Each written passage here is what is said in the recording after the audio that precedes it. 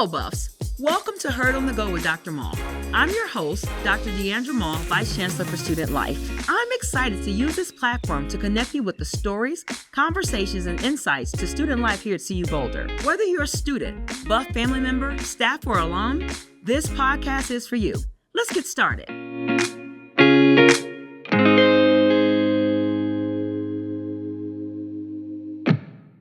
Welcome to Heard on the Go with Dr. Mull. Today, I'm joined by Connor Novotny, who's joining us from Student Conduct and Conflict Resolution to talk about all the resources we have for our students as they navigate CU and potential bumps in the road with their students, colleagues, and friends.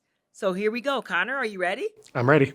Connor, can you start off by telling us a bit about what is SCCR and what do you all do for the student experience? Yeah, well, grateful to be here today, and thanks for the time to get to chat and get to know you a little bit. My name's Connor. I work in the Office of Student Conduct and Conflict Resolution, and we do a lot in the office. Conduct and conflict resolution, it's a big umbrella. So we manage a lot of different things. We manage things like honor code violations, code of conduct violations are also in there. The program that I work most closely with is the CU Restorative Justice Program and some of our conflict resolution work.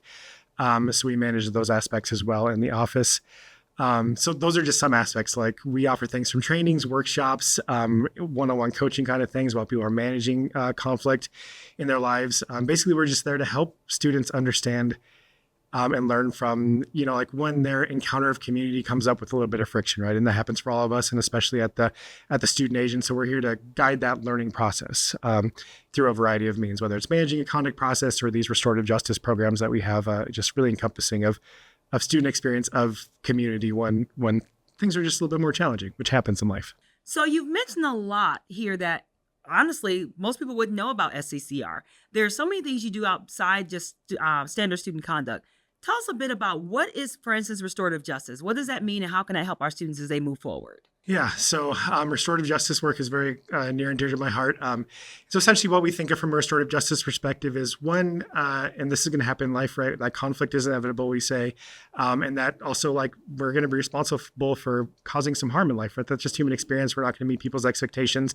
There's going to be challenges, and that's stuff we have to navigate as people in community together. And so restorative justice is really an approach that involves community to say, like when there has been some instances of harm, what took place, what are the needs for the community for harm repair, and then how can the community itself be involved in that process, right? And so that's one aspect, and that's more again on that something has happened and here's a responsive work. But encompassed in restorative practices and restorative justice work that we do is this proactive side of things, right? It says, how can we engage in actions like a restorative talking circle, community building circles that show people just how they are connected in community, right? Have conversations that are intentional with people that they might not have otherwise had conversations about, right? It's not always about, oh, we're dealing with this problem, but it's about saying, who are you? And this is who I am. And how does that beautiful aspect of how we're all different help contribute to the community and how we are all interconnected through that? And so we offer things like those talking circles.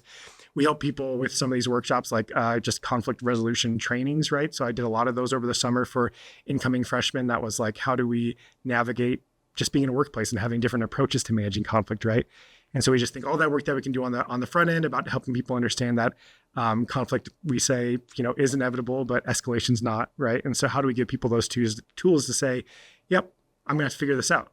And we've also find, like for me personally, I didn't learn all those tools growing up, right? A lot of things that I learned growing up are more like, how do we avoid conflict as much as possible, which is not good, right? It might feel like safe in those moments, but what we really need to say is that actually through conflict and through managing it effectively with some of these tools, like we're going to get to new creative and generative and inclusive spaces together, right? By saying, hey, I didn't get it right that time. How can I learn and grow from this experience? And hey, you've done it differently in the past. And so how can we work together to navigate that together? Well, something you said really stands out to me, and that's that conflict is inevitable, but escalation is not. So take the fact that we have 7,200 new freshmen on campus, many of whom have never lived in another space, whether it's a shared room or some don't even come from families where there's more than one child in the house. What does that look like? What would you tell a student navigating their first time where they're having friction with a roommate and they're having to live with this person for 16 weeks this semester and next? What does that look like? How do you help them navigate that? Well, first thing I usually say to them is that you're living in kind of an extreme situation, right? That this is only a small portion of your life and it's going to take some adjustment, right? Most of us are not accustomed to that. I know a lot of our students might have this experience. I came here from another institution in a rural space, right? And all of our students had lived on like ranches and from like much space, right? And then they came to for the first time having a roommate or having a neighbor that was within a mile, right? And this is similar to a lot of our students' experiences, right? And so we're saying it's going to be a period of transition. You're going to have to figure it out, right? Maybe the last time you shared a room was when you were a little kid. That was it for me, right? And so embrace that there's going to just be some challenges, right? So just prepare yourself that you're going to have to figure out a whole new person very quickly, right? Typically, you get a little bit of getting to know somebody, you find some friends, and then move in with them, right? The situation, and for many of our students, is you're kind of thrust in that position. So give yourself that grace there. I like to help people remember that we're all here for similar goals, right? That at the end of the day, right, they're here to pursue an education, build community, learn and grow. And so like people are going to navigate that differently. But at the end of the day, a lot of our values for why we're here are the same, right? So reconnecting and trying to establish those common grounds, like from the start, right? Don't avoid getting to know your roommate on day one, right? Spend those times, have those intentional conversations. It's not about sort of doing any like type of steamrolling or saying this is how it's going to be, right? But it's about having that encounter and saying, I want to know you, right? We're going to live together, and how do we get to know what each other's boundaries are, what our needs are for communication and expectations here. And just really leaning on that proactive relationship building from the start is going to help miles and miles. Because then if things do arise, you can say, hey, we've had 3 weeks of where we were just really vibing and connecting. And I really appreciate all these stories you were sharing, right? And so whatever we can do to navigate conflict so we can build on that foundation is the important thing, right? And the conflict can actually lead to a stronger foundation because we know we can get through that together. And we have some resources here, obviously on campus, to help with that. Can you reflect on one of your most successful stories in a conflict resolution process? Like, what are some of the key markers and indicators that students have learned and that they're able to grow from what has occurred in that space? Yeah. So in this restorative justice work that I have the privilege of doing, right, we start from a point of some degree of accepting responsibility, right? That says I'm accountable and responsible for at least this degree of what I'm here to discuss, right? So they come in with that mindset, and they're not always 100%. Yeah, I've done all these things, right? But there's some extent that says what my actions have led to is impacts for the community or impacts for this person, right? And so we kind of coach them through that, right? And we kind of have conversations centered around how to practice that empathizing with somebody else, right? So if that other person were in this room, like how might they respond to you engaging this way and things like that, right? And so a good benchmark there is, right, that's saying, I understand that somebody else could be impacted this way. I might still have done what I had done otherwise, right? But I understand that as a human being, my actions have consequences and impacts, right? And I want to be responsible for myself and how I navigate that. We always ask people, like, what's going to be a good process for you, right? We don't want people to come in and be like totally caught off guard by a conversation that they're having, right? So we really do coach them pretty well before we get there. One of the most beautiful things about our processes are involving community members, right? So they can come in and say, I have a child here at CU, right? Or I'm an alumni myself, right? Now live in the community, and I'm really interested in these restorative practices, right? So when we have something like that, there might be a violation pertaining to a fake ID or some other parallel violation. That community member can be like, hey, my friend owns a liquor store, right? And they care so much about this community. They care so much about students, right? And they just love the energy that everyone brings here. And they also want to be in a position where they have their needs met. They can have a successful business. They're not always getting, sort of under the scrutiny of the things that are trying to keep everybody safe.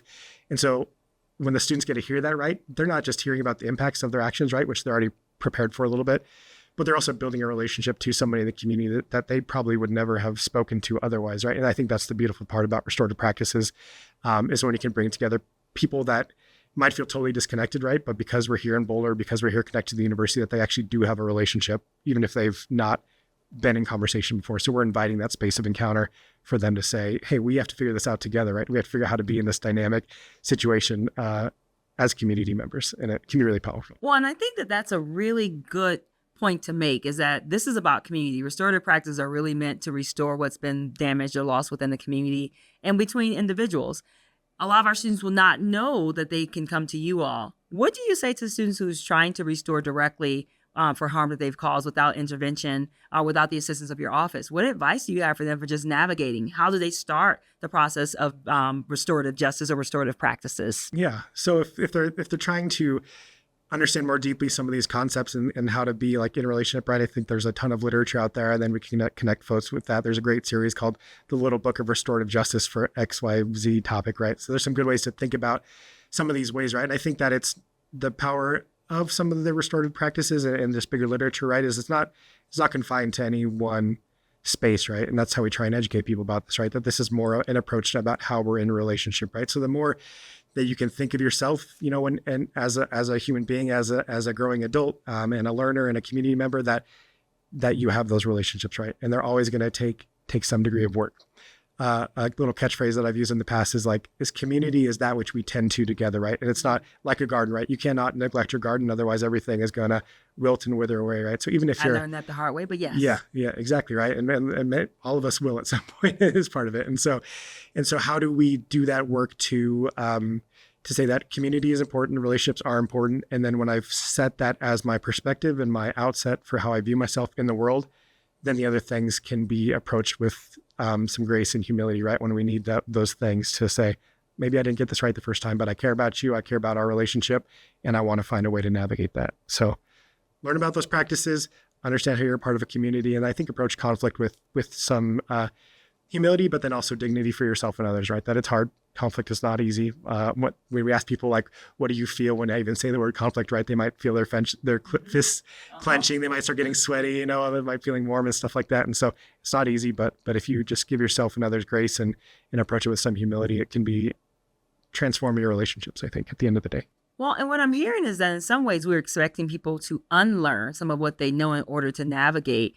I can think about, we tell kids if something happens, you go tell the teacher, you tell a parent, or, you avoid a fight. You don't get into places where it can be tense. And so in this space, what we're saying is essentially address the conflict before it escalates and becomes something that you cannot manage.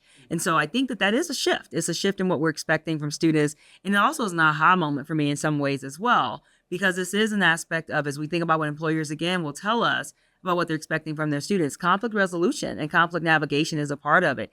You hit the nail around the head, and I'll carry this one with me, is that conflict is inevitable.